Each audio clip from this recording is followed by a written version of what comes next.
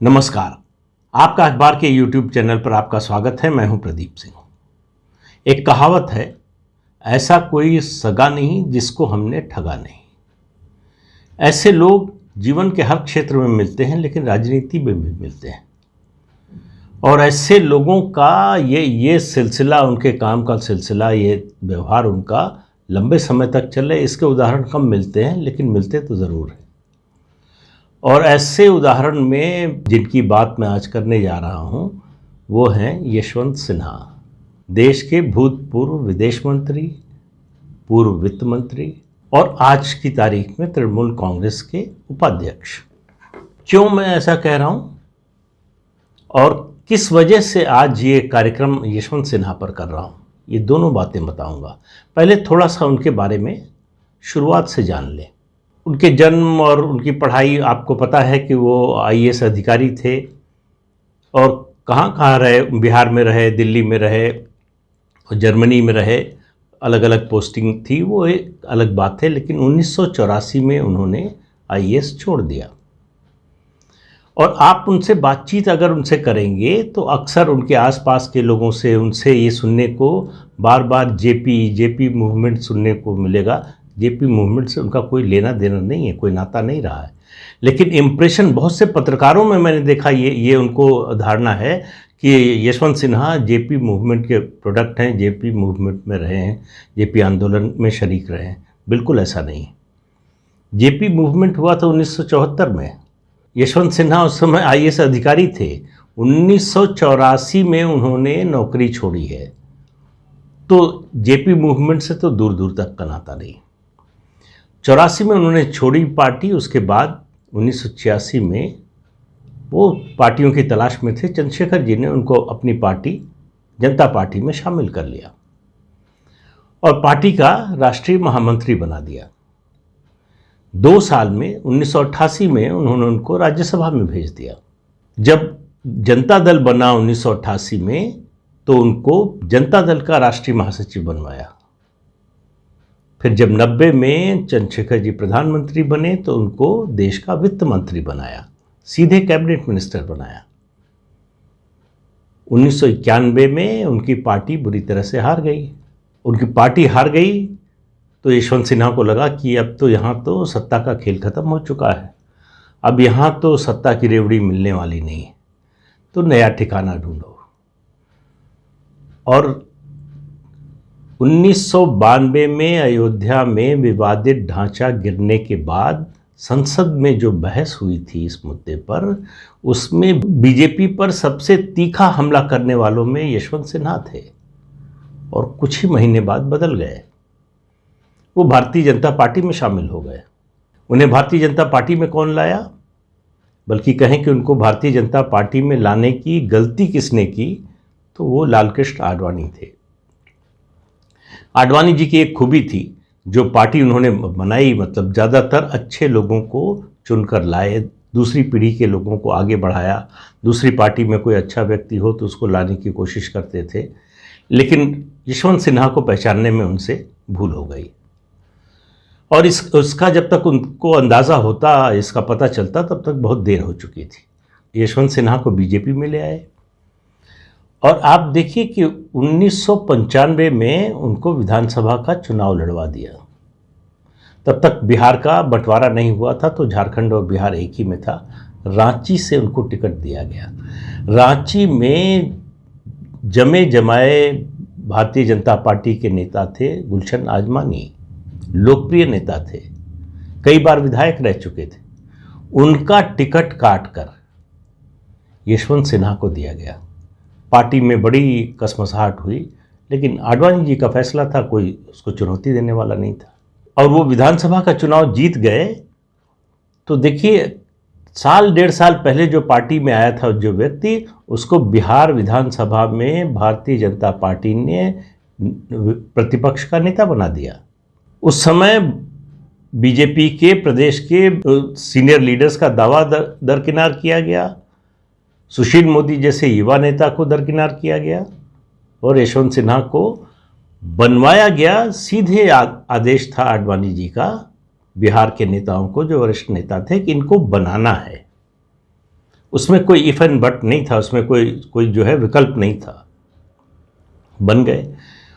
1996 में उनको पार्टी का राष्ट्रीय महामंत्री बना दिया गया और 1998 में उनको लोकसभा का टिकट दिया गया, हजारीबाग से जीत गए। जसवंत सिंह जो बीजेपी की स्थापना से 1980 से पार्टी के वरिष्ठ नेता थे, प्रधानमंत्री अटल बिहारी वाजपेयी के करीबी नेता थे, उनको काटकर यशवंत सिन्हा को वित्त मंत्री बनाया गया, क्योंकि यशवंत सिन्हा ने उससे पहले अपनी गोटियां बिठा ली थी। उन्होंने 1996 से 1998 के बीच में स्वदेशी जागरण मंच के लोगों को पकड़ा और उनके साथ काम किया, उसके जरिए संघ के लोगों तक पहुंचे वो। तो संघ को 1998 में लगा कि ये हमारा आदमी है। जसवंत सिंह जो है वो जनसंघ के आदमी नहीं थे, तो उनको लगा कि ये इनकी जो आर्थिक नीति होगी वो देश के लिए ठीक नहीं होगी या हमारी विचारधारा के हिसाब से नहीं होगी। लेकिन वित्त मंत्री बनने के बाद, अच्छा ये सब आप देखिए, वित्त मंत्री बनने तक जो है ये सब कुछ लालकृष्ण आडवाणी जी ने कराया, उनको ये पद मिलते रहे। और 1998 में वित्त मंत्री बनने के बाद 2 साल बाद, 2.5 साल बाद प्रधानमंत्री को लगने लगा कि ये ठीक नहीं है। एक तो उनको उपाधि मिल गई मिस्टर रोलबैक की, उसके अलावा यूटीआई का बहुत बड़ा घोटाला हुआ, संकट हुआ। इतना ही नहीं, प्रधानमंत्री उनको वित्त मंत्रालय से हटाना चाहते थे, लगभग फैसला कर लिया था। एक बड़े अखबार में और दैनिक जागरण में ये खबर छपी, अंग्रेजी के भी एक अखबार में छपी, ये कि यशवंत सिन्हा को हटाया जा रहा है वित्त मंत्रालय से। फिर आडवाणी जी और वेंकैया नायडू 2 लोग सक्रिय हुए, फिर उनको बचाया, बने रहे। लेकिन कुछ समय बाद फिर अटल जी चूंकि मन बना चुके थे तो उन्होंने हटा दिया। तो वहाँ से हटा दिया तो उनको विदेश मंत्री बनाया गया, विदेश मंत्रालय में पहुँच गए। अब आप देखिए कि विदेश मंत्रालय, वित्त मंत्रालय, ये दोनों ऐसे मंत्रालय हैं जिसका जो भी मंत्री होता है वो सीसीएस का सदस्य होता है। जो कैबिनेट की सबसे प्रभावशाली, सबसे ताकतवर कमेटी होती है वो होती है cabinet committee on securities, CCS.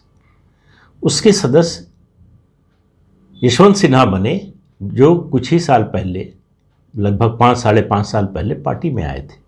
किन लोगों को इग्नोर किया गया, किनारे किया गया? प्रमोद महाजन, सुषमा स्वराज, अरुण जेटली, वेंकैया नायडू, ये जो दूसरी कतार के नेता थे, प्रभावशाली नेता थे, योग्य नेता थे, उनको किनारे करके यशवंत सिन्हा को आगे बढ़ाया गया।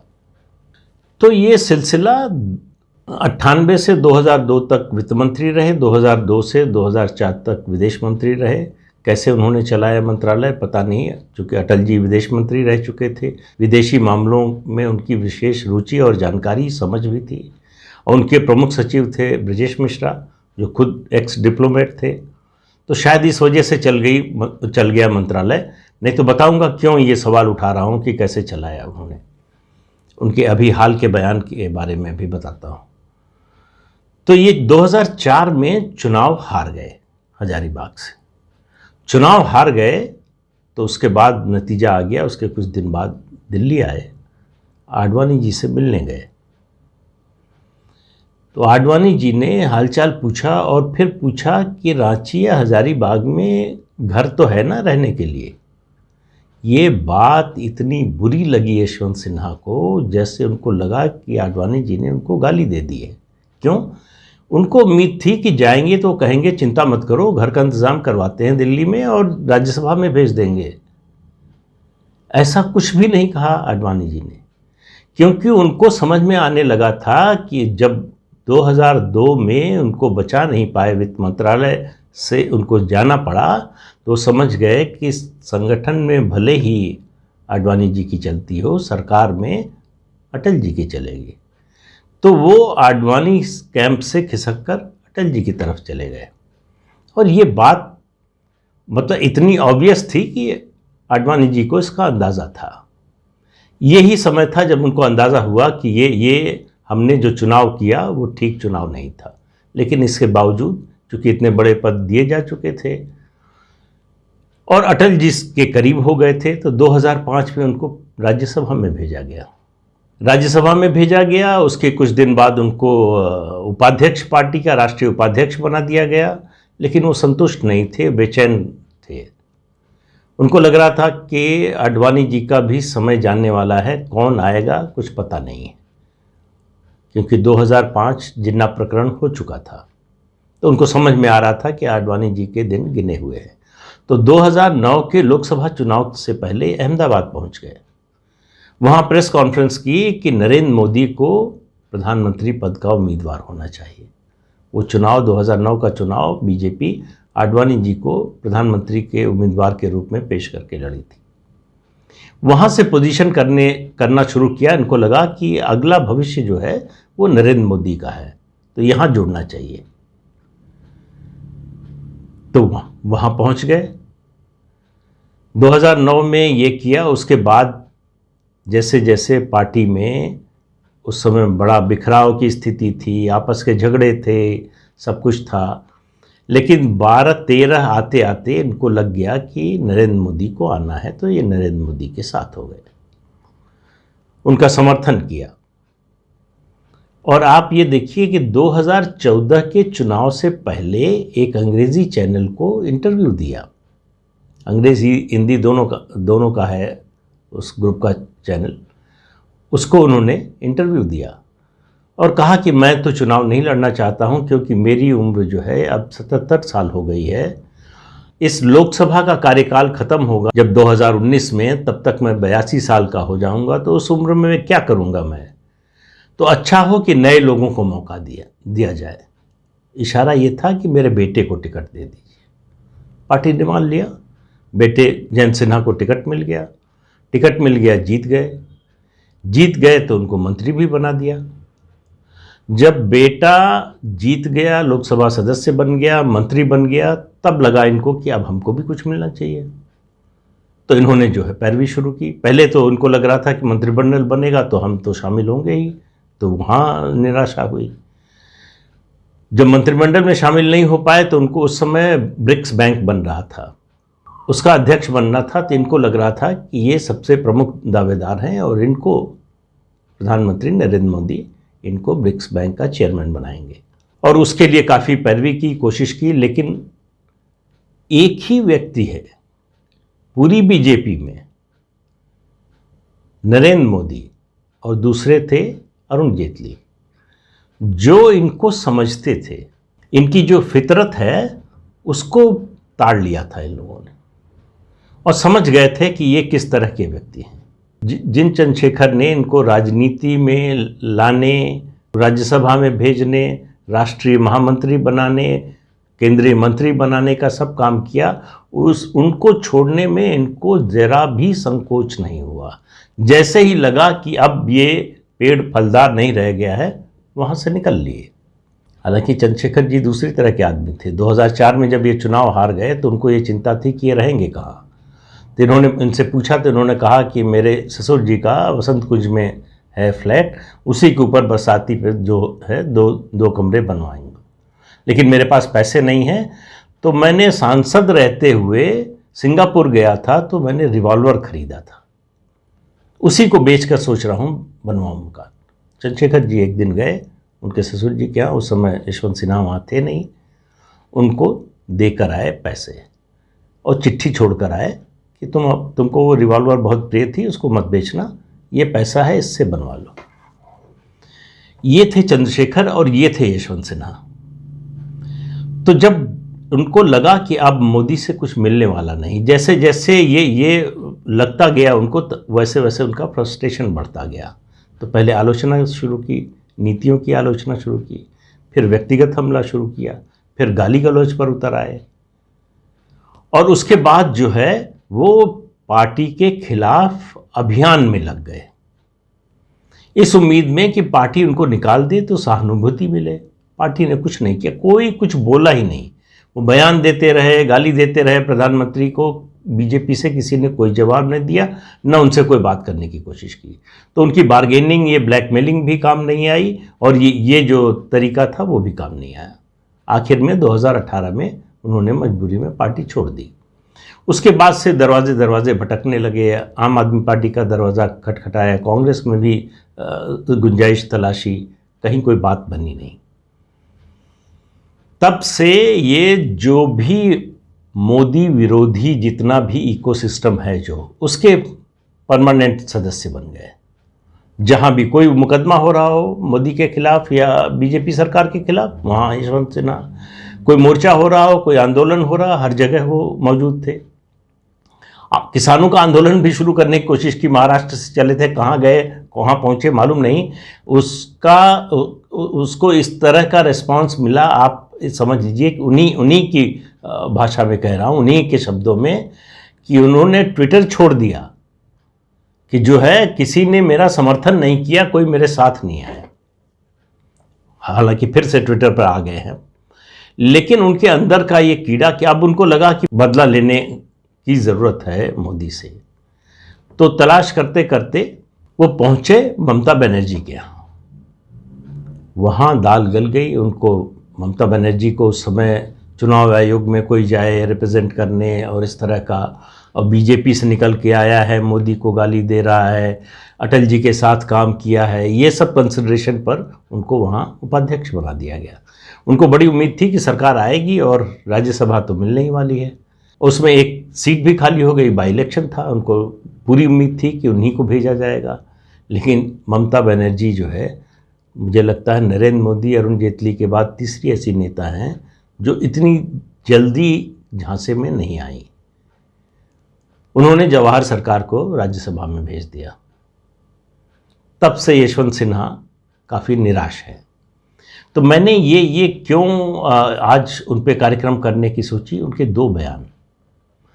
जब राज्यसभा में नहीं जा पाए, उसके बाद एक न्यूज़ पोर्टल को इंटरव्यू में उन्होंने कहा, आप ध्यान से सुनिए, नरेंद्र मोदी गुंडा है, गुंडे से गुंडों की ही भाषा में बात की जानी चाहिए।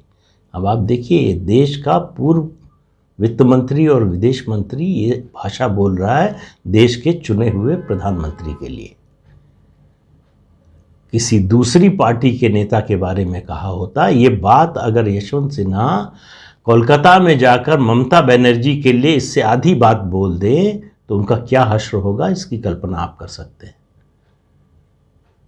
लेकिन उनको पता है कि नरेंद्र मोदी जवाब नहीं देंगे, इसलिए उन्होंने ये बात बोली। इस कार्यक्रम को इस समय करने का एक कारण ये है, मतलब तात्कालिक कारण ये है कि अभी अभी यानी शुक्रवार को उन्होंने एक ट्वीट किया है अफगानिस्तान के बारे में और कहा है कि भारत सरकार को समझना चाहिए कि ये तालिबान 2001 वाला तालिबान नहीं है, ये 2021 का तालिबान है।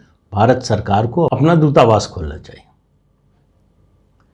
अब आप अंदाज़ा लगा सकते हैं, इस समय कोई भी सामान्य समझ रखने वाला, विदेश नीति की या किसी भी तरह की राजनीतिक समझ रखने वाला व्यक्ति इस तरह की बात बोल सकता है। ये देश का पूर्व विदेश मंत्री बोल रहा है। तो मुझे लगा कि वो कुछ उनको जो है, अब क्या कहें, उस शब्द का हम इस्तेमाल नहीं करना चाहते, इस तरह की भाषा बोलते नहीं हैं, लेकिन निश्चित रूप से उनको, उनके जो शुभचिंतक हैं, उनके जो परिवार के लोग हैं, उनको थोड़ा चिंता करनी चाहिए उनकी, कि वो कहाँ से चले थे और कहाँ पहुँचे हैं। रामविलास पासवान को बेवजह कहा जाता था कि मौसम विज्ञानी है। दरअसल यशवंत सिन्हा से बड़ा मौसम विज्ञानी तो कोई है ही नहीं, कि मौसम के बदलाव को भांपकर निष्ठाएं बदलने वाले नेता भारतीय राजनीति के अगर किसी एक की बात की जाए तो उसमें पहले नंबर पर यशवंत सिन्हा, जिसने मदद की। जैसे ही वो उसकी स्थिति ऐसी हुई, कमज़ोर हुई, लगा कि अब ये कुछ नहीं कर सकता, उसको छोड़ने में कोई संकोच नहीं किया। एक मिनट का समय नहीं लगाया। कोई मोह माया ममता नहीं है, कोई संबंध नहीं है। और इससे उनकी भाषा, उनके बयानों से पता चलता है उनका कोई आइडियोलॉजिकल कमिटमेंट भी नहीं है, किसी से नहीं है। जिस जनता पार्टी में रहे उसमें भी नहीं था, जनता दल में रहे उससे भी नहीं था, बीजेपी में रहे उससे भी नहीं था, और तृणमूल कांग्रेस से तो कभी हो ही नहीं सकता है। तो तृणमूल कांग्रेस में कितने दिन टिकेंगे ये तो पता नहीं है, लेकिन भारतीय राजनीति में ऐसे लोग भी हैं, ये जानना आपको ज़रूरी है, इसलिए ये कार्यक्रम किया। आज के अंक में इतना ही, अगले अंक में फिर मिलेंगे किसी नए मुद्दे के साथ। तब तक के लिए इजाज़त दीजिए, नमस्कार। जाते जाते आपको फिर याद दिला दें कि ये चैनल देखिए, शेयर कीजिए और सब्सक्राइब ज़रूर कीजिए। नमस्कार।